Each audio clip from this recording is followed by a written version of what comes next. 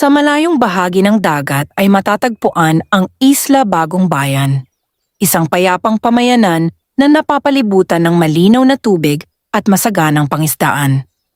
Hindi kalakihan ng isla, ngunit sapat ito upang mabuhay ng tahimik ang mga pamilyang naninirahan doon. Karamihan sa kanila ay mga mangingisda at tindero sa palengke. Simple lamang ang kanilang pamumuhay, ngunit masaya at kontento sila sa biyayang ipinagkakaloob ng kalikasan. Isa sa mga pamilyang kilala sa isla ay ang pamilya ni Mang Richard at Aling Maricar. Sila ay masisipag na mag-asawa na araw-araw ay nagtitinda ng sariwang isda sa palengke. Madalas silang gumising bago sumikat ang araw upang maihanda ang kanilang mga paninda. Sa kabila ng kahirapan, hindi sila kailanman nagreklamo sa kanilang kalagayan. Mayroon silang isang anak na lalaki na nagngangalang Arnulfo. Siya ay 18 taong gulang, masipag, magalang at matulungin sa kapwa. Mahal na mahal niya ang kaniyang mga magulang at ginagawa niya ang lahat upang hindi masayang ang kanilang mga sakripisyo para sa kaniyang pag-aaral. Tuwing wala siyang pasok, tumutulong siya sa pag-aayos ng mga isda at sa pagbubuhat ng mga paninda sa palengke. Madalas siyang purihin ng mga kapitbahay dahil sa kaniyang mabuting asal. Isang gabi, habang nakaupo ang pamilya sa kanilang munting bahay na yari sa kawayan at nipa, muling napag-usapan ang isang matandang alamat na matagal nang umiikot sa buong isla. "Anak," sabi ni Aling Maricar habang inaayos ang kanilang hapunan, "narinig mo na ba muli ang kwento tungkol sa bangka sa hating gabi?" Ngumiti si Arnulfo. "Narinig ko na po iyon ng maraming beses, inay." Tumango si Mang Richard. "Huwag mong maliitin ang alamat na iyon. Maraming matatanda rito ang nagsasabing totoo ang bangkang lumilitaw kapag sumasapit ang hating gabi." Tahimik na nakinig si Arnulfo. Mula pagkabata ay paulit-ulit na niyang naririnig ang tungkol sa mahiwagang bangka. Ayon sa kwento ng matatanda, may isang bangkang puting-puti na tila gawa sa liwanag ng buwan. Ito raw ay lumilitaw lamang sa dalampasigan tuwing hating gabi. Kapag may isang taong nakakita rito at piniling sumakay, dadalhin siya ng bangka sa isang napakagandang palasyo sa gitna ng dagat. Sinasabing ang palasyong iyon ay gawa sa marmol na kumikislap na parang ginto. Ang mga halaman nito ay laging sariwa. Ang mga bulaklak ay hindi nalalanta. Ang mga pagkain ay hindi nauubos. Ang sino mang makarating doon ay pakakainin ng pinakamasasarap na pagkain at bibigyan ng magagandang kasuotan at mahahalagang kagamitan. Ngunit may mga batas na kailangang sundin. Kapag dumating ang panauhin sa palasyo, sasabihin sa kanya ang mga bawal. Bawal ang magnakaw, bawal magsinungaling, bawal magdala ng galit, bawal mainggit, bawal kumuha ng anumang bagay na hindi kusang ibinibigay, at higit sa lahat, bawal magpadala sa tukso ng kayamanan. Kung susundin ng panauhin ang lahat ng alituntunin, makababalik siya sa kaniyang tahanan na may dalang pagpapala. Ngunit kung lalabag siya kahit isa lamang sa mga utos, hindi na siya kailanman makakauwi. Habang buhay siyang mananatili sa palasyo. Maraming taon nang umiikot ang alamat na ito sa isla. Ngunit walang nakatitiyak kung sino ang tunay na nakaranas nito. May ilan na nagsasabing gawa-gawa lamang ito upang takutin ang mga bata. May ilan namang naniniwalang isa itong lihim na pagsubok para sa mga tao. Habang lumalaki si Arnulfo, hindi siya lubusang naniniwala, ngunit hindi rin niya ito itinuturing na kasinungalingan. Para sa kanya, may mga bagay sa mundo na hindi agad kayang ipaliwanag. Kinabukasan ay nagtungo siya sa paaralan. Habang naglalakad sa daan ay nakasalubong niya ang kaniyang kaibigan na si Joaquin. Si Joaquin ay halos kasing edad niya, ngunit magkaiba sila ng ugali. Kung si Arnulfo ay mapagkumbaba, si Joaquin naman ay mayabang. Kung si Arnulfo ay maingat sa kaniyang mga kilos, si Joaquin naman ay madalas sumuway sa payo ng matatanda. Anak din siya ng isang mangingisda, ngunit hindi niya gusto ang simpleng buhay sa isla. Palagi niyang pinapangarap ang malaking kayamanan. Arnulfo, tawag ni Joaquin. Lumakad ka na pala, ngumiti si Arnulfo. Oo, bakit? Narinig ko kagabi ang matatanda sa tindahan. Pinag-uusapan na naman nila ang bangka sa hating gabi. Bahagyang natawa si Joaquin. Hindi ko alam kung bakit may naniniwala pa rin sa kwentong iyon. Tahimik na nakinig si Arnulfo. Kung totoo man iyon, patuloy ni Joaquin, matagal ko nang hinanap. Bakit? Dahil kung may palasyong puno ng kayamanan, dapat makuha iyon ng taong marunong gumamit ng pagkakataon. Napailing si Arnulfo. Hindi naman ganoon ang sinasabi sa alamat. Alamat lamang iyon. Hindi natin alam, ngumisi si Joaquin. Ako ang magpapatunay na katang-isip lang ang lahat. Lumipas ang mga araw. Patuloy ang tahimik na buhay sa Isla Bagong Bayan. Araw-araw na tumutulong si Arnulfo sa kaniyang mga magulang. Samantala, lalo namang naging abala si Joaquin sa paghahanap ng paraan upang mapatunayan na walang katotohanan ang alamat. Madalas siyang magtungo sa dalampasigan tuwing gabi. Pinagmamasdan niya ang dagat. Naghihintay siya ng anumang kakaibang pangyayari. Ngunit walang lumilitaw. Nagsimula siyang pagtawanan ang mga kwento ng matatanda. Nakikita ninyo? Sabi niya minsan sa ilang kabataan. Wala namang bangka. Ngunit isang matandang lalaki ang sumagot sa kaniya. Huwag kang magsalita ng may pagmamataas, iho. Bakit po? May mga bagay na nagpapakita lamang sa mga taong handang makakita. Hindi pinansin ni Joaquin ang sinabi ng matanda. Lumipas pa ang ilang linggo. Isang gabi, may malakas na hangin na dumaan sa isla. Nagmistulang kakaiba ang katahimikan ng dagat. Maging ang mga aso ay hindi tumatahol.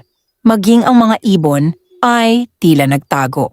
Sa kanilang bahay, natutulog na ang lahat. Ngunit nagising si Arnulfo dahil sa kakaibang pakiramdam. Hindi niya maipaliwanag kung bakit. Tumayo siya at sumilip sa bintana. Ang buwan ay napakaliwanag. Ang dagat ay tila salamin. May kakaibang liwanag sa malayong bahagi ng pampang. Nagtaka siya. Tahimik siyang lumabas ng bahay.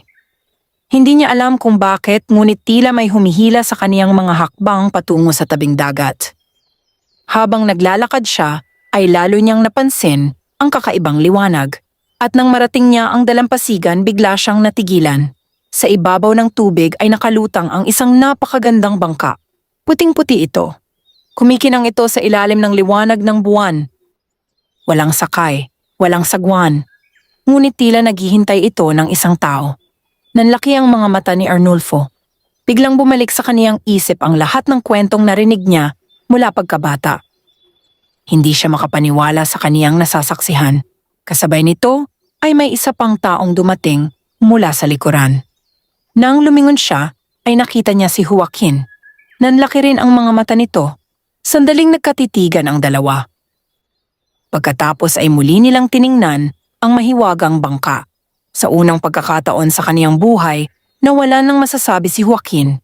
Dahil ang alamat na matagal niyang kinukutya ay naroon ngayon sa kanilang harapan. At dahan-dahang lumapit ang bangka sa dalampasigan na tila inaanyayahan silang sumakay. Nakatayo sina Arnulfo at Joaquin sa dalampasigan, kapwa hindi makapaniwala sa kanilang nasasaksihan. Ang puting bangka ay dahan-dahang lumapit hanggang sa tuluyang huminto sa mababaw na bahagi ng dagat. Wala itong sakay at wala ring sinumang nagtutulak dito. Tanging ang liwanag ng buwan ang nagsisilbing tanglaw sa kakaibang sasakyang tila hindi gawa ng karaniwang tao. Tahimik ang paligid. Ang hanging karaniwang humahaplos sa mga puno ng niyog ay tila tumigil. Maging ang alon ay halos hindi gumagalaw. Nagkatinginan ang dalawang binata. Akala ko ba alamat lang ito? Mahina ngunit nanginginig na wika ni Arnulfo. Hindi agad nakasagot si Joaquin. Ang dating mayabang ng ngiti sa kaniyang mukha ay napalitan ng pagtataka. Ngayon lang ako nakakita ng ganito, sagot niya. Pero hindi ako uurong. Bago pa makapagpasya ang dalawa, Isang matandang lalaki na nakasuot ng mahabang puting kasuotan ang biglang lumitaw sa loob ng bangka. Hindi nila napansin kung saan ito nanggaling. Mahaba ang kaniyang puting buhok at balbas. Banayad ang kaniyang muka at puno ng kapanatagan ang kaniyang mga mata. Maligayang pagdating, mahinahon niyang sabi.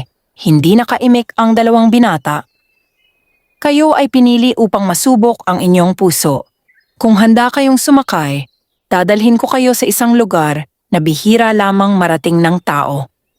Lumunok si Arnulfo. Totoo po ba ang lahat ng kwento tungkol sa palasyo? Ngumiti ang matanda. Makikita ninyo ang katotohanan sa inyong sariling mga mata. Mabilis namang nagsalita si Joaquin. Kung may kayamanan doon, maaari ba kaming kumuha? Tiningnan siya ng matanda. Ang bawat biyaya ay may tamang panahon. Ang hindi ibinibigay ay hindi dapat kunin. Napayuko si Arnulfo habang tahimik na iniisip ang mga salitang iyon. Ilang sandali pa ay nagsalita muli ang matanda. Kung sasakay kayo, wala nang pag-urong hanggang matapos ang pagsubok. Nagkatinginan sina Arnulfo at Joaquin. Sa huli ay sabay silang tumango. Isa-isa silang sumakay sa bangka. Pagkapasok nila ay kusa itong umusad kahit walang sumasagwan. Unti-unting lumayo ang bangka sa Isla Bagong Bayan. Habang papalayo sila ay napansin nilang tila nawawala ang anyo ng kanilang isla sa likuran. Ang mga ilaw ng mga bahay ay unti-unting naglaho hanggang sa puro dagat na lamang ang kanilang nakita. Tahimik ang kanilang paglalakbay. Walang alon. Walang malakas na hangin. Tanging ang liwanag ng buwan ang gumagabay sa kanilang daraanan. Maya-maya ay napansin ni Arnulfo na ang tubig sa kanilang dinaraanan ay kumikislap na tila may maliliit na bituin sa ilalim ng dagat. Napakaganda ng tanawin. Hindi niya kailanman nakita ang ganoong kagandang dagat. Samantala si Joaquin ay panay ang tingin sa malayo. Hindi kaya puro ginto ang palasyong iyon? Bulong niya. Narinig iyon ng matanda. Ang taong inuuna ang kayamanan ay kadalasang nakakalimot sa tunay na halaga ng biyaya. Hindi na lamang sumagot si Joaquin, lumipas ang ilang sandali. Sa di kalayuan ay unti-unting lumitaw ang isang napakalaking palasyo. Napalawak ang mga mata ng dalawang binata. Ang buong palasyo ay kumikislap na tila yari sa puting marmol na may halong ginto. Napapalibutan ito ng malalawak na hardin na puno ng makukulay na bulaklak. May mga punong hitik sa bunga sa bawat sulok. Sa gitna ng hardin ay may malinaw na batis na ang tubig ay tila kristal. May mga ibong napakakakulay na malayang lumilipad sa himpapawid. Nang dumaong ang bangka, kusa itong huminto sa isang hagdang yari sa makinis na bato. Marahang bumaba ang matanda. Sumunod kayo. Tahimik na naglakad sina Arnulfo at Joaquin. Habang papasok sila sa palasyo, ay may mga taong nakasuot ng mapuputing kasuotan na magalang na yumukod sa kanila. Hindi sila nagsasalita ngunit makikita sa kanilang mga mukha ang kabaitan. Pagpasok sa malaking bulwagan ay lalo silang namangha. May mahahabang hapag na puno ng iba't ibang pagkain. May sariwang prutas, may maiinit na ulam, may matatamis na tinapay. May malilinis na sisidlang yari sa pilak. Hindi pa man sila nakauupo ay inalok na sila ng mga tagapaglingkod na kumain. Maligayang pagdating, sabi ng isang matandang babae. Kayo ay aming mga panauhin. Busog na busog ang dalawang binata matapos tikman ang iba't ibang pagkain. Hindi pa sila nakakatikim ng ganoong kasarap na handa sa buong buhay nila. Pagkatapos nilang kumain, ay dinala sila sa isang malaking silid. Naroon ang iba't ibang kasuotan, sapatos at mga kagamitang yari sa mamahaling kahoy at ginto. Ang lahat ng ito ay maaari ninyong gamitin habang kayo ay narito, sabi ng matanda. Nagliwanag ang mukha ni Joaquin, ngunit bago pa siya makalapit sa mga mamahaling kagamitan, ay muling nagsalita ang matanda. Pakinggan ninyong mabuti ang mga alituntunin ng palasyong ito. Tahimik na nakinig ang dalawa. Una, bawal kayong magsinungaling. Pangalawa, bawal kayong magdala ng galit o sama ng loob. Pangatlo, Bawal mainggit sa anumang mayroon ng iba. Pang-apat, bawal kumuha ng anumang bagay na hindi kusang ibinibigay sa inyo. Pang-lima, bawal magpadala sa tukso ng kayamanan. At panghuli, kapag natapos ninyo ang inyong pagsubok ng may malinis na puso, makababalik kayo sa inyong tahanan na may gantimpala. Ngunit kung lalabag kayo kahit isang beses lamang, huminto ang matanda. Mananatili kayo rito habang buhay. Naging seryoso ang mukha ni Arnulfo. Samantalang si Joaquin ay bahagyang ngumiti na tila hindi niya lubos na pinaniniwalaan ang babalang iyon. Pagkatapos ng pagpupulong ay inihatid sila sa magkahiwalay na silid. Napakalambot ng higaan, napakalinis ng buong silid. May mga bintanang tanaw ang napakagandang hardin. Habang nagpapahinga, si Arnulfo ay taimtim siyang nagpasalamat sa Diyos sa ligtas nilang pagdating. Samantala si Joaquin ay hindi mapakali. Paulit-ulit niyang iniisip ang mga gintong palamuti at mamahaling kagamitan na nakita niya sa loob ng palasyo. Kung makakapagdala lamang ako kahit isa sa mga iyon, mahina niyang bulong sa sarili.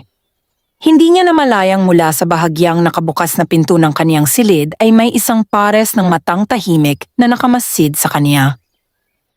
At doon nagsimulang subukin ang tunay na laman ng puso ni Joaquin. Maagang nagising sina Arnulfo at Joaquin sa kanilang unang umaga sa mahiwagang palasyo. Nang buksan nila ang mga bintana ng kanilang mga silid, tumambad sa kanila ang isang harding hitik sa makukulay na bulaklak. Umaawit ang mga ibon at banayad, ang simoy ng hangin. Ang buong paligid ay puno ng kapayapaan. Makalipas ang ilang sandali, dumating ang isang tagapaglingkod upang sunduin sila. Sumunod po kayo. Hinihintay na kayo sa bulwagan. Tahimik silang naglakad hanggang makarating sa isang malawak na silid. Naroon muli ang matandang tagapagbantay ng palasyo. Nakatayo siya sa gitna ng bulwagan at may maaliwalas na ngiti sa kaniyang mukha. Maligayang umaga, wika niya. Ngayong araw ay magsisimula ang inyong mga pagsubok. Nagkatinginan sina Arnulfo at Joaquin. Anong uri po ng pagsubok? Tanong ni Arnulfo. Hindi ito pagsubok ng lakas ng katawan, sagot ng matanda. Ito ay pagsubok ng inyong isip, puso at pagkatao. Pagkasabi niya nito ay inanyayahan niya ang dalawang binata na sumama sa kanya sa hardin ng palasyo. Sa gitna ng hardin ay may isang napakalaking puno na hitik sa makikinang na bunga. Ang bawat bunga ay tila gawa sa purong ginto at kumikislap sa ilalim ng sikat ng araw. Hindi maiwasang mapatitig ni Joaquin. Napakaganda. Bulong niya, tumigil ang matanda sa harap ng puno. Ang mga bungang ito ay hindi maaaring pitasin. Napakunot ang noo ni Joaquin. Bakit po? Dahil hindi pa ito ipinagkakaloob sa inyo. Lumapit si Arnulfo at tahimik na tumango. Nauunawaan ko po. Ngunit si Joaquin ay hindi maalis ang tingin sa mga bunga. Sa kaniyang isipan ay pumasok ang iba't ibang pangarap. Kung makakakuha siya kahit isang bunga lamang, tiyak na yayaman sila. Hindi na kailangang maghirap ng kaniyang pamilya. Hindi na siya mamamalengke o mangingisda. Ngunit naalala rin niya ang babala ng matanda. Tahimik silang nagpatuloy sa paglalakad. Narating nila ang isang malinaw na batis. Sa tabi nito ay may isang matandang babae na nahihirapang magbuhat ng 2 timba ng tubig. Bago pa man humingi ng tulong ang matanda, ay agad lumapit si Arnulfo. Kayo na po ang magpahinga. Ako na po ang magbubuhat. Ngumiti ang matandang babae. Maraming salamat, anak. Maingat na binuhat ni Arnulfo ang 2 timba hanggang sa maliit na kubo sa kabilang bahagi ng hardin. Samantala si Joaquin ay nanatiling nakatayo. Hindi niya naisip na tumulong. Mas abala siyang pagmasdan ang mga gintong palamuti sa paligid. Pagbalik ni Arnulfo ay ngumiti ang matandang babae at iniabot sa kaniya ang isang maliit na supot. Hindi ko ito matatanggap. Magalang na tugon ni Arnulfo. Tinulungan ko kayo dahil iyon ang nararapat. Mas lalo pang natuwa ang matandang babae. Iyan ang tunay na kabutihan. Kinuha niyang muli ang supot at tumingin lamang kay Arnulfo na tila may malalim na kahulugan ang kaniyang ngiti. Nagpatuloy sila sa paglalakad. Sa isa pang bahagi ng hardin ay may nakita silang isang batang lalaki na umiiyak. Nakalat sa lupa ang mga kahoy na dala nito. Lumuhod si Arnulfo at tinulungan ang bata na pulutin ang lahat ng kahoy. "Maraming salamat po," sabi ng bata. "Walang anuman," sagot ni Arnulfo. Si Joaquin naman ay bahagyang nainip. Bakit ba tayo paulit-ulit na tumutulong? Mahina niyang bulong. Narinig iyon ng matanda ngunit hindi siya nagsalita. Pagsapit ng tanghali ay muli silang pinakain ng masasarap na pagkain. Habang kumakain ay napansin ni Joaquin ang isang maliit na kahon na yari sa ginto na nakapatong sa isang mesa. Walang bantay. Walang sino mang lumalapit dito. Nagtaka siya. Ano kaya ang laman nito? Hindi niya namalayang matagal na pala siyang nakatitig sa kahon. Pagkatapos ng kanilang pagkain, ay sinabi ng matanda na maaari silang mamasyal sa loob ng palasyo. Habang naglalakad ay muling nadaanan ni Joaquin ang gintong kahon. Wala pa ring tao sa paligid, bahagya siyang lumingon. Wala ring nakatingin sa kaniya, unti-unti niyang iniabot ang kaniyang kamay. Ngunit bago pa niya mahawakan ang kahon, ay naalala niya ang unang bilin. Bawal kumuha ng anumang bagay na hindi kusang ibinibigay. Bigla niyang binawi ang kaniyang kamay, huminga siya ng malalim. Samantala si Arnulfo ay nakatingin lamang sa mga magagandang tanawin ng palasyo. Hindi man lang sumagi sa kaniyang isip ang pagkuha ng anumang kayamanan. Pagsapit ng gabi ay muling nagtipon ang lahat sa bulwagan. Lumapit ang matandang tagapagbantay. "Natapos ninyo ang unang araw ng inyong pagsubok." Tumingin siya kay Arnulfo. Ang kabutihang ginagawa ng walang hinihintay na kapalit ay isang malaking kayamanan. Pagkatapos ay tumingin siya kay Joaquin. At ang taong marunong pigilan ang kaniyang sarili ay meron pang pagkakataong maituwid ang kaniyang landas. Napayuko si Joaquin. Alam niyang muntik na siyang magkamali. Ngunit sa kaibuturan ng kaniyang puso ay hindi pa rin nawawala ang pagnanais na maging mayaman. Hindi niya alam na ang mas mabigat na pagsubok ay naghihintay pa sa kaniya sa mga susunod na araw at doon masusukat kung alin ang mas mananaig, ang kaniyang kabutihan o ang kaniyang kasakiman. Sumikat ang panibagong umaga sa mahiwagang palasyo. Tulad ng mga nagdaang araw, napuno ng liwanag ang malalawak na hardin at nagmistulang kumikinang ang bawat halaman at bulaklak. Tahimik ang paligid ngunit damanin na Arnulfo at Joaquin na unti-unti nang lumalalim ang mga pagsubok na kanilang hinaharap. Matapos silang mag-almusal, muling dumating ang matandang tagapagbantay. "Halina kayo," wika niya. "May isa pa kayong lugar na dapat makita." Tahimik silang sumunod hanggang sa makarating sa isang napakalaking pintuang yari sa makinis na kahoy na may mga ukit ng mga bituin at alon ng dagat. Marahang binuksan ng matanda ang pinto. Pagpasok nila, kapwa sila napatigil. Sa loob ng silid ay nakasalansan ang napakaraming ginto, pilak, mamahaling hiyas, perlas at mahahalagang kagamitan. May mga koronang kumikislap, mga sisidlang yari sa ginto, mga mamahaling tela at mga sandata na nababalutan ng mahahalagang bato. Hindi pa kailanman nakakita sina Arnulfo at Joaquin ng ganoong karaming kayamanan. Nangislap ang mga mata ni Joaquin. "Napakarami nito," mahina niyang sambit, samantala si Arnulfo ay tahimik lamang na nagmasid. Hindi siya humakbang papalapit. Tiningnan sila ng matandang tagapagbantay. Ang silid na ito ang tinatawag na silid ng walang hanggang kayamanan. Narito ang lahat ng kayamanang hinangad ng maraming tao. Huminto siya sandali bago muling nagsalita. "Ngunit tandaan ninyo ang aking sinabi. Huwag kayong kukuha ng anumang hindi kusang ibinibigay." Magalang na tumango si Arnulfo. "Opo." Ngunit si Joaquin ay hindi agad sumagot. Patuloy lamang siyang nakatitig sa mga gintong nakapatong sa mga mesa. Makalipas ang ilang sandali ay umalis ang matanda. "Huwag kayong mag-alala," sabi niya. "Babalikan ko kayo mamaya." Naiwan ang dalawang binata sa loob ng napakalaking silid. Lumapit si Joaquin sa isang gintong korona. Arnulfo, bulong niya. Sa dami ng kayamanan dito, hindi naman nila mapapansin kung may mawala kahit isa. Napailing si Arnulfo. Huwag mong isipin niyan. Bakit? Dahil hindi natin pag-aari ang mga ito. Pero napakarami naman. Ang hindi atin ay hindi natin dapat kunin. Napabuntong hininga si Joaquin, lumayo siya at naglakad sa kabilang bahagi ng silid. Doon ay may nakita siyang isang maliit na sisidlang yari sa ginto na may nakapatong na makinang na hiyas. Muli niyang naalala ang hirap ng kanilang pamilya.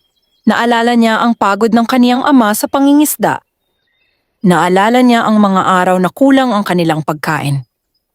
Kung makakakuha lang ako nito, bulong niya sa sarili, magbabago ang buhay namin. Unti-unti niyang iniabot ang kaniyang kamay, ngunit bigla niyang narinig ang tinig ni Arnulfo. Joaquin, napahinto siya. Lumayo ka na riyan. Isang maliit na hiyas lang. Hindi pa rin tama.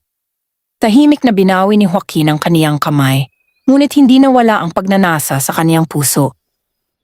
Maya-maya ay bumalik ang matandang tagapagbantay. Ngumiti siya nang makita ang dalawang binata. Natapos ninyo ang isa na namang pagsubok. Pagkatapos ay inakay niya sila palabas ng silid. Habang naglalakad sila sa hardin, may nasalubong silang isang matandang lalaki na nagwawalis ng mga nalaglag na dahon. Lumapit si Arnulfo. Ako na po ang tutulong. Kinuha niya ang isang walis at masayang tumulong sa paglilinis. Ngumiti ang matanda. Samantala si Joaquin ay naupo lamang sa ilalim ng isang puno. Hindi niya maintindihan kung bakit kailangan pa nilang gumawa ng mga simpleng gawain gayong napakayaman ng palasyo. Pagkatapos nilang maglinis ay muling nagsalita ang matandang tagapagbantay. Ang tunay na mayaman ay hindi ang maraming pag-aari, kundi ang taong marunong magpasalamat sa anumang meron siya. Tahimik na nakinig si Arnulfo, ngunit si Joaquin ay tila hindi pa rin kumbensido. Pagsapit ng gabi, habang nagpapahinga siya sa kaniyang silid, hindi siya makatulog. Paulit-ulit na bumabalik sa kaniyang isipan ang silid ng walang hanggang kayamanan. Para bang may tinig na patuloy na bumubulong sa kaniya. Isang hiyas lamang. Isang pirasong ginto lamang. Walang makaalam. Napapikit siya at pilit na inalis ang mga kaisipang iyon. Ngunit habang lumalalim ang gabi, lalo namang lumalakas ang tukso sa kaniyang puso. At hindi niya namamalayang ang pinakamabigat na pagsubok ay unti-unti nang lumalapit. Lumipas ang ilang araw na nananatili sina Arnulfo at Joaquin sa mahiwagang palasyo. Habang tumatagal, lalo nilang nakikilala ang mga naninirahan doon. Lahat ng tagapaglingkod ay magagalang, mapagkumbaba at laging handang tumulong. Walang nag-aaway, walang nag-aagawan at walang taong sakim. Napansin ni Arnulfo na ang mga naninirahan sa palasyo ay hindi nababahala sa dami ng kayamanang nakapaligid sa kanila. Para bang ang tunay nilang kayamanan ay ang kanilang mabuting kalooban. Ngunit iba ang nangyayari sa puso ni Joaquin. Habang tumatagal ang kaniyang pananatili sa palasyo, lalo lamang niyang naiisip ang mga gintong nakita niya sa silid ng walang hanggang kayamanan. Isang umaga, matapos silang mag-almusal, nilapitan sila ng matandang tagapagbantay. Ngayong araw, sabi niya, maaari kayong mamasyal sa buong palasyo, ngunit tandaan ninyo ang lahat ng alituntunin. Opo, magalang na tugon ni Arnulfo. Tumango lamang si Joaquin. Naghiwalay muna ang dalawa upang libutin ang magkabilang bahagi ng palasyo. Si Arnulfo ay nagtungo sa hardin. Doon ay tinulungan niya ang isang matandang tagapag-alaga na magdilig ng mga halaman. Pagkatapos ay tumulong siyang mamitas ng mga prutas na kusang ipinagkaloob para sa hapunan ng lahat. Masaya niyang ginagawa ang bawat gawain. Samantala, si Joaquin ay palihim na nagtungo sa silid ng walang hanggang kayamanan. Tahimik niyang binuksan ang malaking pinto.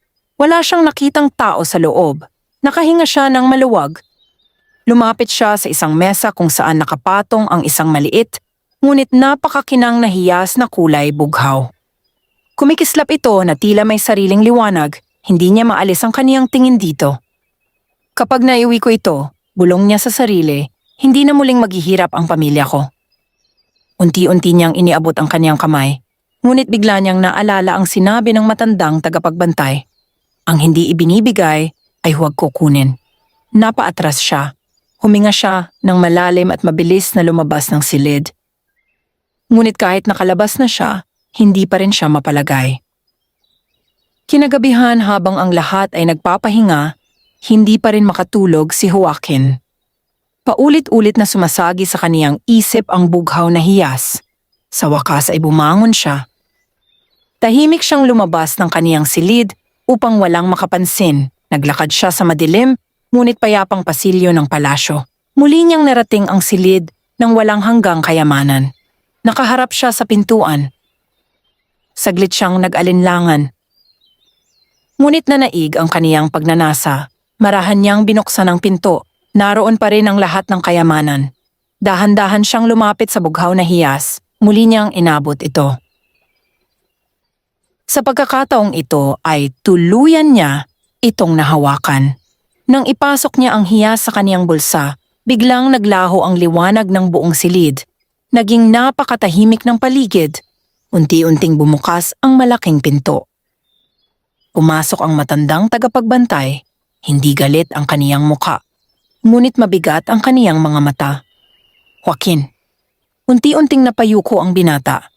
Hindi ko po napigilan ang sarili ko.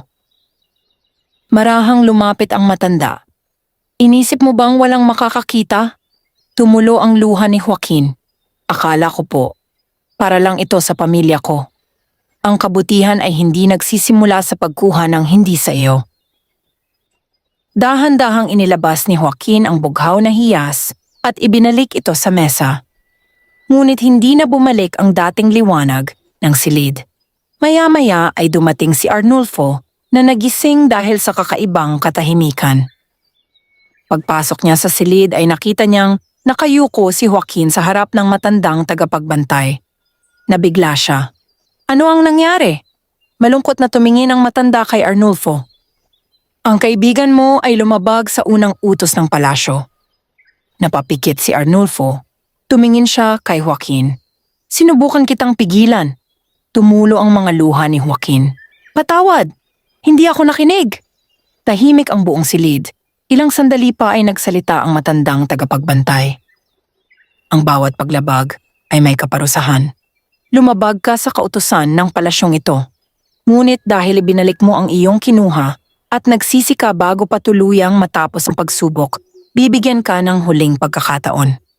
Nagulat sina Arnulfo at Joaquin. Subalit tandaan mo, dugtong ng matanda, ito na ang iyong huling pagkakataon. Kapag muli kang nagpadala sa tukso, hindi ka na makababalik sa Isla Bagong Bayan. Labis ang pasasalamat ni Joaquin. Lumuhod siya at taimtim na humingi ng tawad. Ngunit sa kaibuturan ng kaniyang puso, naroon pa rin ang paghanga sa walang hanggang kayamanan ng palasyo.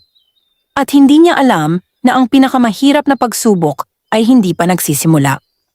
Matapos ang nangyari sa silid ng walang hanggang kayamanan, naging tahimik si Joaquin. Hindi na siya katulad ng dati na laging puno ng kumpiyansa at pagmamataas. Sa tuwing naaalala niya ang kaniyang nagawang pagkakamali, napapabuntong hininga siya. Si Arnulfo naman ay hindi siya iniwan. Sa halip na pagalitan ng kaibigan, pinayuhan niya ito. Joaquin, sabi niya isang umaga habang naglalakad sila sa hardin, hindi pa huli ang lahat. Hanggat binibigyan ka ng pagkakataon, maaari kang magbago. Napayuko si Joaquin. Sana nga Arnulfo. Akala ko madali lang labanan ng tukso pero habang nakikita ko ang mga kayamanan ng palasyong ito, parang may humihila sa puso ko. Ngumiti si Arnulfo. Ang tunay na kayamanan ay ang malinis na konsensya. Kapag iyon ang nawala, wala ring halaga ang ginto.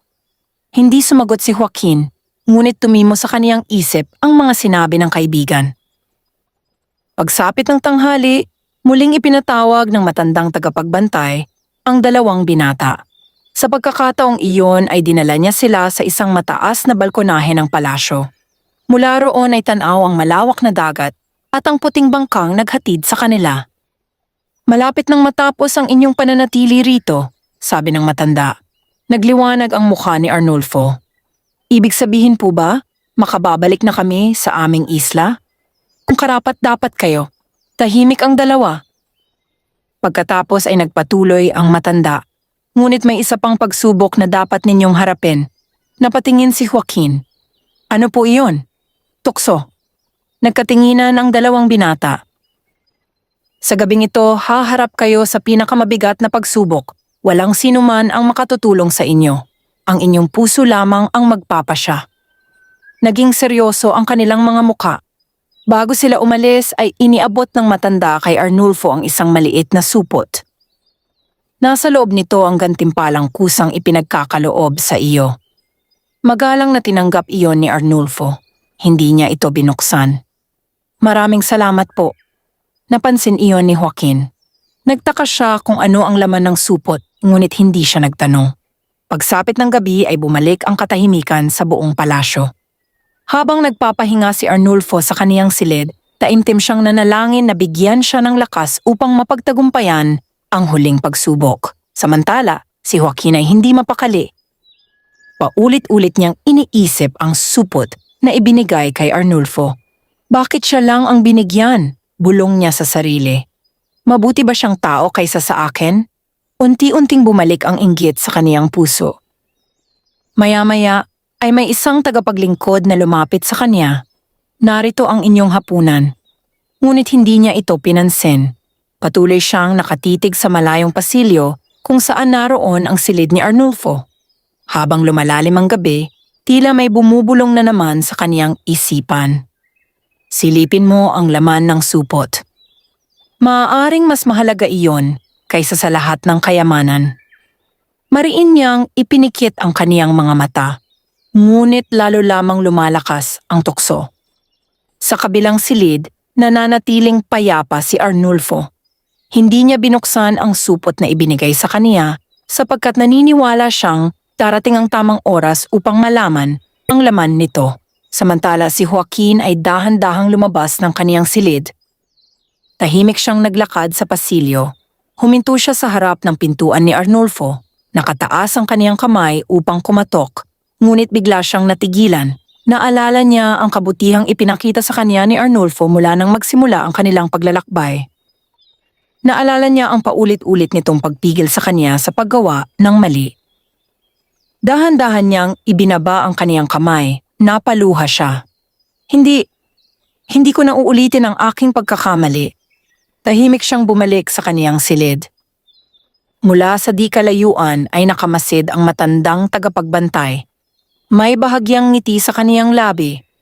Ngunit alam niyang hindi pa tapos ang huling pagsubok. May isang mas malaking tukso na naghihintay kina Arnulfo at Joaquin sa pagsapit ng susunod na araw. Isang pagsubok na tuluyang magpapasya kung sino ang makababalik sa Isla Bagong Bayan at kung sino ang mananatili magpakailanman sa palasyong walang hanggan. Madaling araw nang magising sina Arnulfo at Joaquin. Tahimik ang buong palasyo ngunit dama nila na may kakaibang mangyayari sa araw na iyon. Habang naghahanda sila, dumating ang matandang tagapagbantay at inanyayahan silang sumunod.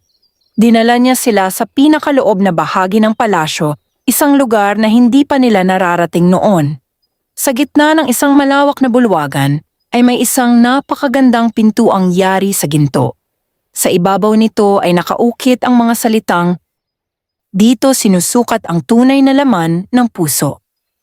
Huminto ang matanda at humarap sa dalawang binata.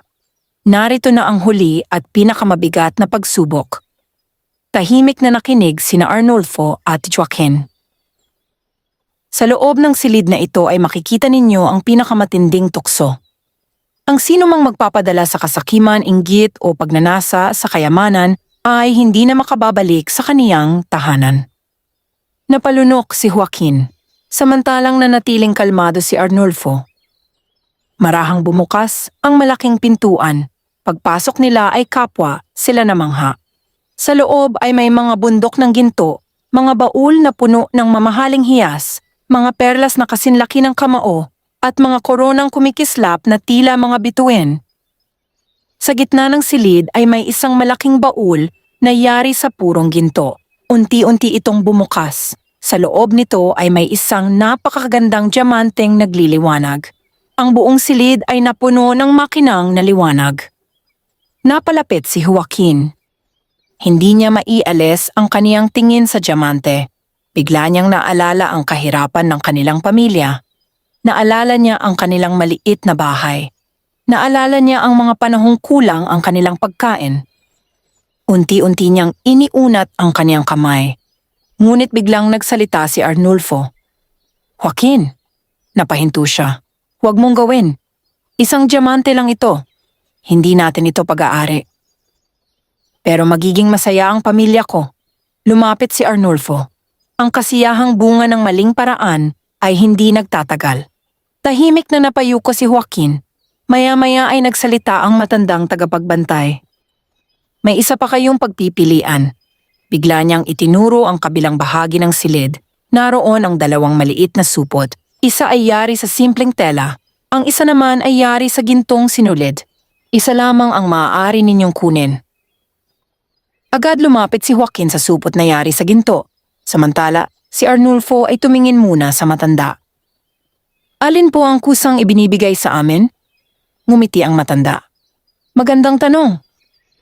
Lumapit siya sa supot na yari sa simpleng tela at iniabot ito kay Arnulfo. Ito ang nakalaan para sa taong marunong maghintay. Magalang na tinanggap iyon ni Arnulfo. Hindi niya ito binuksan, samantala walang nag-abot kay Joaquin ng supot na yari sa ginto. Ngunit dahil sa matinding pagnanasa ay mabilis niya itong dinampot. Sa sandaling mahawakan niya ito, biglang nagdilim ang buong bulwagan. Nawala ang makinang na liwanag. Huminto ang oras na tila walang hanggan. Dahan-dahang bumukas ang sahig sa kaniyang kinatatayuan. Nayanig si Joaquin. "Bakit? Ano ang nangyayari?"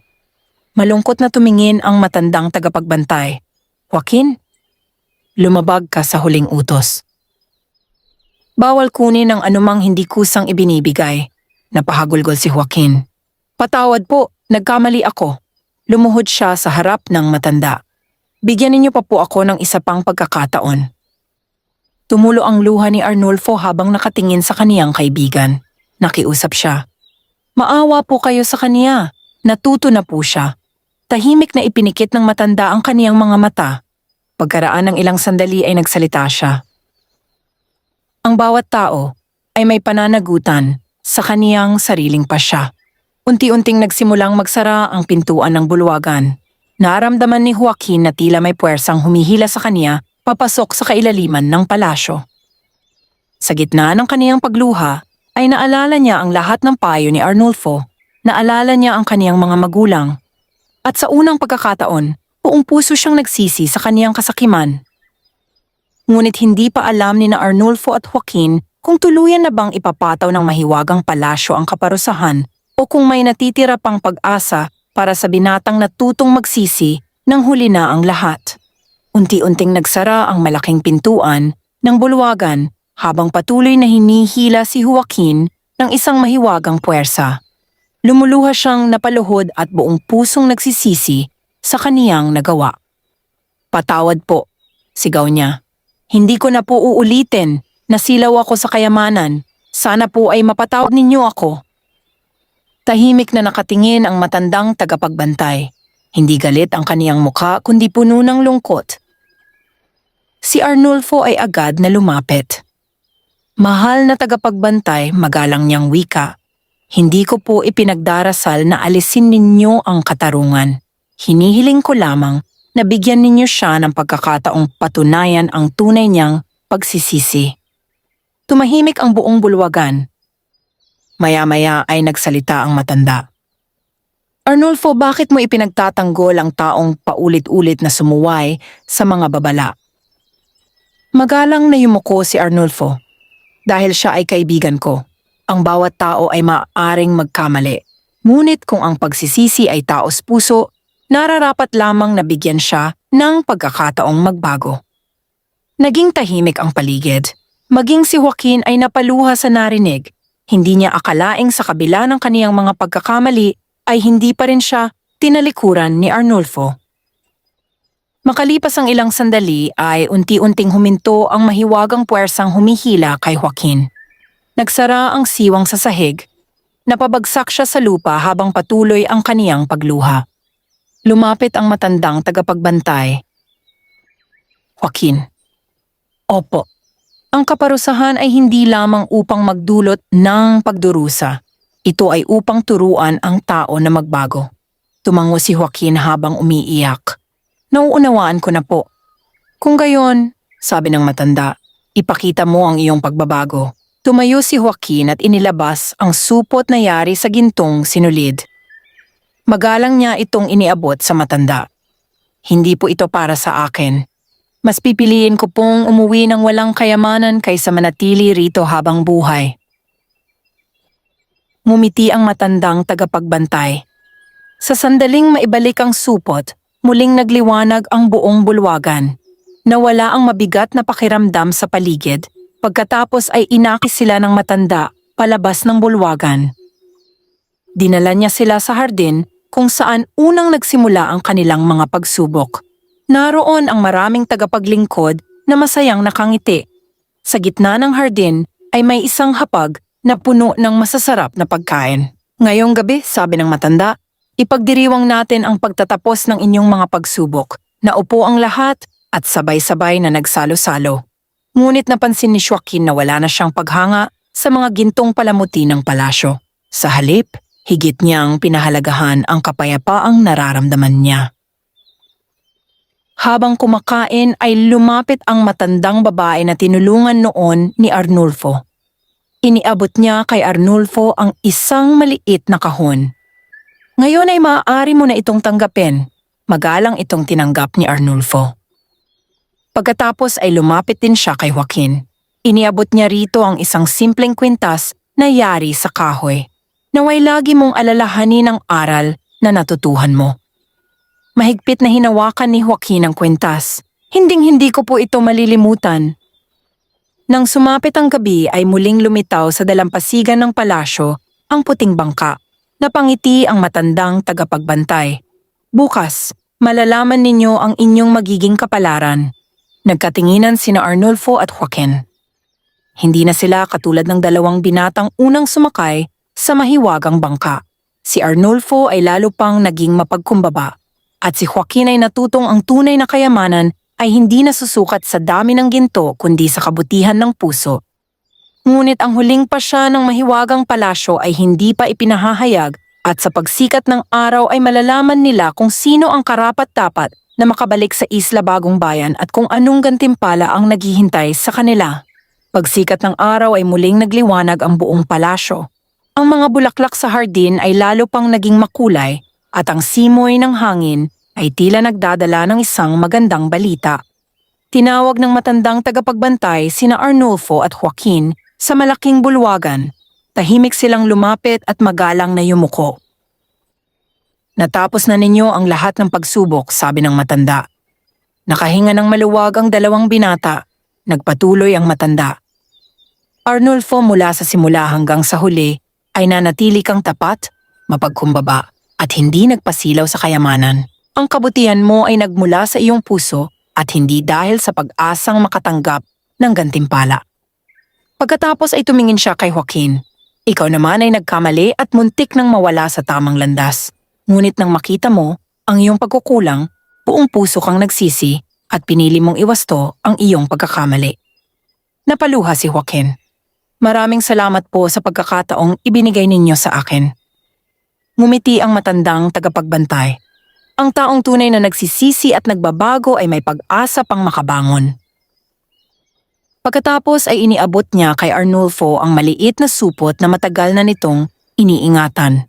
Ngayon ay maaari mo na itong buksan. Marahang binuksan ni Arnulfo ang supot.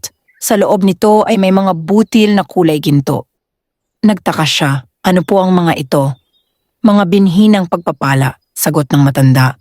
Kapag itinanim mo ang mga ito sa inyong lupa at ginamit ng may kabutihan ang bunga nito, hindi kayo maghihirap. Napuno ng pasasalamat ang puso ni Arnulfo. Pagkatapos ay lumapit ang matanda kay Joaquin. Iniabot niya rito ang isang maliit na lambat na yari sa matibay na hibla. Hindi ito gawa sa ginto, sabi ng matanda. Ngunit kapag ginamit mo ito ng may kasipagan at katapatan, hindi mawawalan ng huli ang iyong pamilya. Mahigpit na niyakap ni Joaquin ang lambat. Maraming salamat po, pangangalagaan ko ito. Tumango ang matanda. Ngayon ay panahon na upang kayo ay umuwi. Inihatid sila ng mga tagapaglingkod hanggang sa dalampasigan. Naroon muli ang puting bangka. Bago sila sumakay, ay nagsalita ang matandang tagapagbantay. Huwag ninyong kalilimutan ang mga aral na inyong natutuhan dito. Ang tunay na kayamanan ay hindi nasusukat sa dami ng ginto, kundi sa kabutihan, katapatan at kasiyahang ibinabahagi sa kapwa. Magalang na yumukod sina Arnulfo at Joaquin. Pagkatapos ay sumakay sila sa bangka. Muling naglayag ang mahiwagang sasakyan sa gitna ng tahimik na dagat. Hindi nagtagal ay unti-unti nilang natanaw ang Isla Bagong Bayan. Nang dumaong ang bangka sa dalampasigan, bumaba silang dalawa at lumingon upang magpasalamat. Ngunit wala na ang bangka. Parang hindi ito kailanman nagpakita. Mabilis na umuwi si Arnulfo. Nang makita siya ni Mang Richard at Aling Maricar, ay napaiyak ang dalawa sa labis na tuwa. Mahigpit nila siyang niyakap. Akala namin ay nawala ka na, umiiyak na sabi ni Aling Maricar. Ligtas na po ako, inay. Ganito rin ang nangyari sa pamilya ni Joaquin. Humingi siya ng tawad sa kaniyang mga magulang at ipinangakong magbabago na siya. Mula noon ay naging masipag at mapagkumbaba siya. Hindi na niya hinangad ang madaling kayamanan, mas pinili niyang pagtrabahuhan ang bawat biyayang kaniyang natatanggap. Habang lumilipas ang mga araw ay unti-unting nagsimulang magbunga ang mga biyayang kanilang iniuwi. At sa buong Isla Bagong Bayan ay kumalat ang balita na may 2 binatang nakabalik mula sa isang mahiwagang paglalakbay, dala ang hindi lamang pagpapala, kundi mga aral na magpapabago sa kanilang buhay magpakailanman. Lumipas ang maraming buwan matapos ang mahiwagang paglalakbay nina Arnulfo at Joaquin. Tahimik na bumalik ang kanilang pamumuhay sa Isla Bagong Bayan, ngunit kapansin-pansin ang malaking pagbabago sa kanilang mga buhay. Sinunod ni Arnulfo ang bilin ng matandang tagapagbantay. Itinanim niya ang mga gintong binhing ibinigay sa kaniya sa isang maliit na lupang pag-aari ng kanilang pamilya. Araw-araw niya itong dinidiligan at inaalagaan kasama sina Mang Richard at Aling Maricar. Hindi nagtagal ay sumibol ang mga halaman. Naging malulusog ang mga ito at namunga ng sagana. Sa bawat anihan ay sapat ang kanilang naibebenta upang matustusan ang pag-aaral ni Arnulfo at ang pang-araw-araw na pangangailangan ng kanilang pamilya. Ngunit hindi naging mayabang si Arnulfo. Sa halip kapag may kapitbahay na nangangailangan ng pagkain o binhi, bukas palad siyang tumutulong. Naniniwala siyang ang biyayang ibinabahagi ay lalo pang dumarami. Dahil sa kaniyang kabutihan, lalo siyang minahal at iginalang ng mga tao sa Isla Bagong Bayan. Samantala si Joaquin ay tuluyang nagbago. Ginamit niya ang mahiwagang lambat na ibinigay sa kaniya. Tuwing madaling araw ay kasama niya ang kaniyang ama sa pangingisda. Hindi sila umuuwi ng walang huli. Sapat ang kanilang nahuhuling isda upang maibenta sa palengke at maipangtustos sa kanilang pamilya. Ngunit higit sa lahat, natutuhan niyang magpasalamat sa bawat biyayang natatanggap. Hindi na siya naghangad ng madaling yaman, mas pinili niyang paghirapan ang bawat tagumpay.